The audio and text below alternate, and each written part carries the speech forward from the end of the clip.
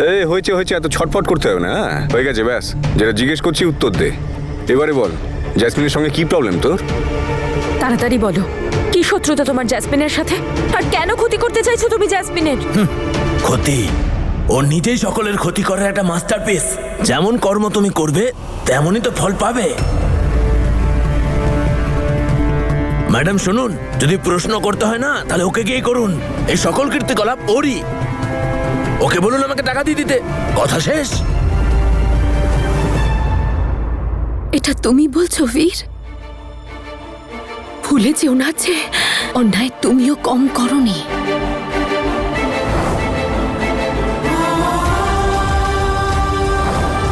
মা, তুমি একমাত্র যে বাবাকে এইটা বোঝাতে পারো যাতে তনু এই বাড়িতে না থাকে।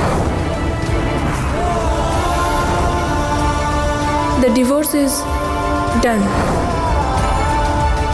হ্যাঁ, এটা আলাদা কথা যে অল্প বিস্তর প্রায়শ্চিত্ত করার পর তোমার হয়তো মনে হচ্ছে যে তুমি তোমার সব পাপ থেকে মুক্তি পেয়ে গেছো। যার ব্যাপারে এত টেনশন করছেন না, ও নিজে হাতে সব কটাকে বিক্রি করেছে। একটা জীবিত মানুষের ডেথ সার্টিফিকেট তৈরি করেছে। আপনারা ভাবছেন যার অ্যাক্সিডেন্ট হয়েছে সে আপনাদের সামনে সশরীরে দাঁড়িয়ে আছে, সশরীরে।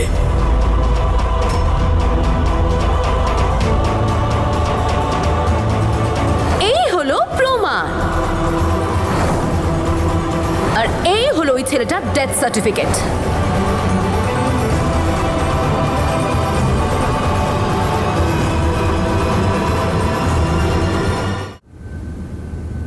আমি সত্যি ভুলে গিয়েছিলাম, ভালো হয়েছে মনে করিয়ে দিলে।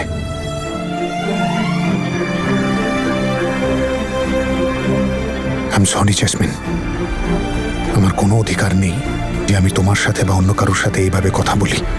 এন্ড ট্রাস্ট মি, আমি কখনো চাইনি তোমার সাথে কখনো কোনো দিন খারাপ হোক। ভালো হয়েছে মনে করিয়ে দিলে।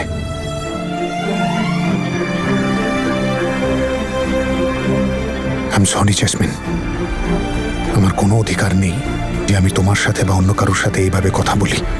এন্ড ট্রাস্ট মি, আমি কখনো চাইনি তোমার সাথে কখনো কোনো দিন খারাপ হোক। পড়লে জানে ওর সাথে আপনাদের কি শত্রুতা। ওটা মিথ্যে অ্যাক্সিডেন্ট ঘটিয়ে একটা ছেলেকে ফাঁসালো, আবার তাকেই বিয়ে করে নিল।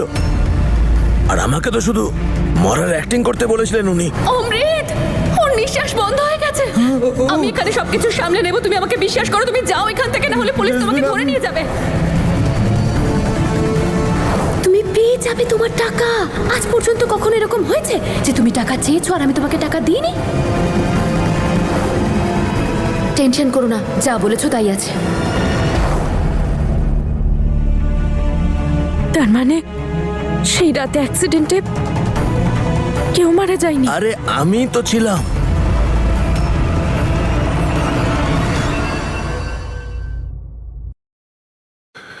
তোমায় ওই অবস্থায় দেখে তো আমি থাকতে পারছিলাম না।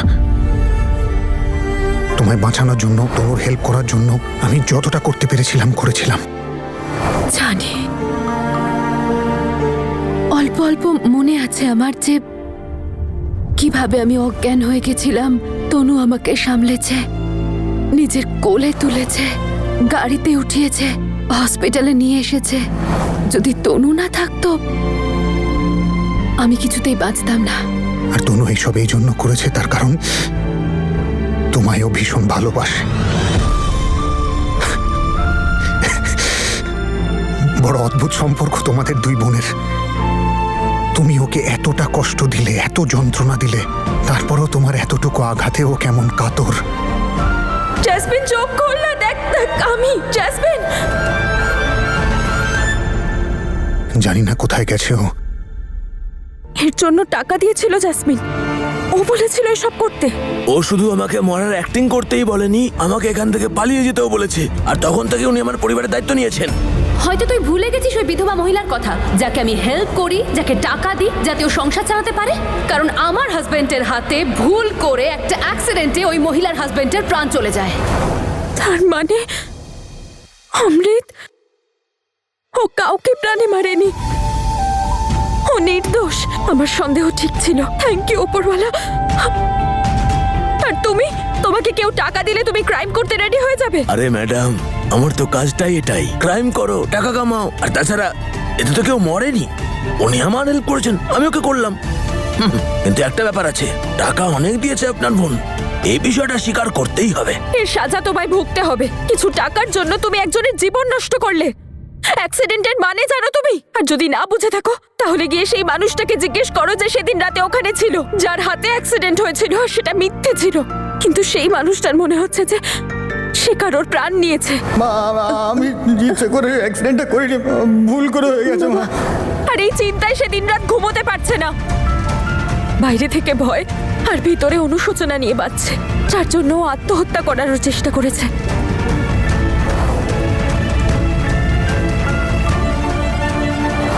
এইসব করার আগে একবার ভাবতে যে তার মা বাবার কি অবস্থা হবে।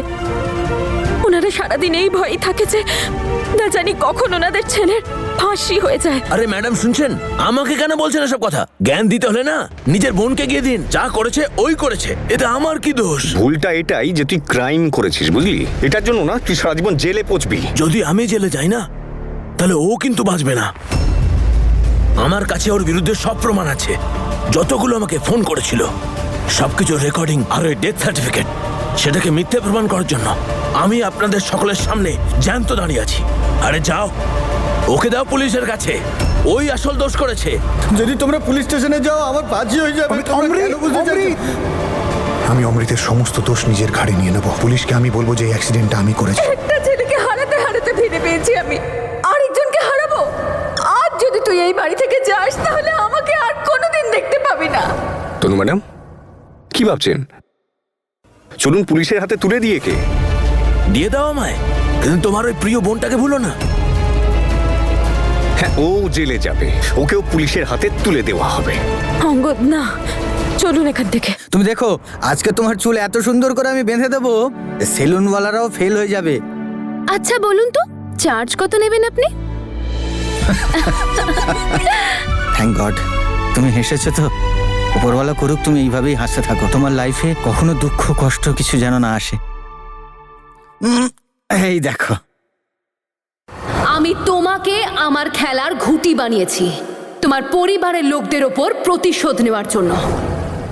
তোমরা সবাই আমাকে ঠকিয়েছো। তোর আর তোর পরিবারের জীবনটা আমি এমন অন্ধকারে ঢাকবো যে সারা জীবনে কখনো আনন্দের আলো দেখতে পাবে না। কি হয়েছে জেসমিন? তুমি কাঁদছো কেন? কেঁদো না প্লিজ। জেসমিন তুমি একটু আরাম করে নাও, আসো।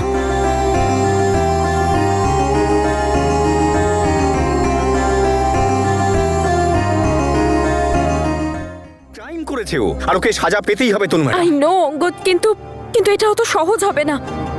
সহজ নয়? কি বলতে চাইছেন আপনি? আপনি ভুলতে পারেন কিন্তু আমি ভুলতে পারি না যে ও আমার বোন। ও প্লিজ আপনি বোঝার চেষ্টা করুন। তনু ম্যাডাম কি বুঝবো আমি? যদি এখনই ওকে ছেড়ে দিই তাহলে ও গিয়ে জ্যাসমিনকে ব্ল্যাকমেল করবে, জ্যাসমিন গিয়ে অমৃতকে ব্ল্যাকমেল করবে, আর গোটা পরিবার আপনাদের সাফার করবে শুধু এই একটা কারণের জন্য। অঙ্গদ আপনি প্লিজ এই ম্যাটারটা আমাকে আমার মতো করে সলভ করতে দিন। কি বলছেন কি আপনি তনু ম্যাডাম? আমি কিছু বুঝতে পারছি না। এই তো সেদিনই আপনি বলছিলেন যে অমৃতকে এই ব্যথা থেকে মুক্তি দিতে হবে, আর আজকে যখন সুযোগ আছে তখন আপনি মানা করছেন। আমি বারণ করছি দেখুন না তনু অঙ্গদ। ম্যাডাম, আপনি জানেন অমৃত কাউকে মারেনি, আমিও জানি। এখন এই ব্যাপারটা অমৃতও জানুক এবং জ্যাসমিনও ভালো মতো সাজা পাক। শাস্তি তো পাচ্ছে ও অঙ্গদ, তাহলে অ্যাক্সিডেন্ট কেন হতো? কেউ মানুক বা না মানুক এটা ভাগ্যেরই পরিহাস। তাই আমাদের কোনো স্টেপ নেওয়ার আগে এত তাড়াহুড়ো করা ঠিক হবে না। কি বলতে চাইছেন আপনি? জানি না কেন কিন্তু আমার মনে হচ্ছে জেসমিন বদলে যাচ্ছে, ও নিজের ভুলগুলো বুঝতে পারছে। অঙ্গদ আমি সত্যি বলছি, আমি নিজে দেখেছি ওর মধ্যে পরিবর্তন। আর এই অবস্থায় ওকে পুলিশের হাতে তুলে দেওয়া ঠিক হবে না। আর সেটা করলে জেসমিনের নেগেটিভ দিকগুলো তো সবাই বুঝতে পারবে, কিন্তু যে পজিটিভ চেঞ্জ ওর মধ্যে আসছে সেটা কেউ দেখবে না। আর আমি সেটা চাই না। একবার জানতে তো দিন যে ও সত্যি নিজেকে পরিবর্তন করতে চাইছে নাকি এখনো একই রকম আছে।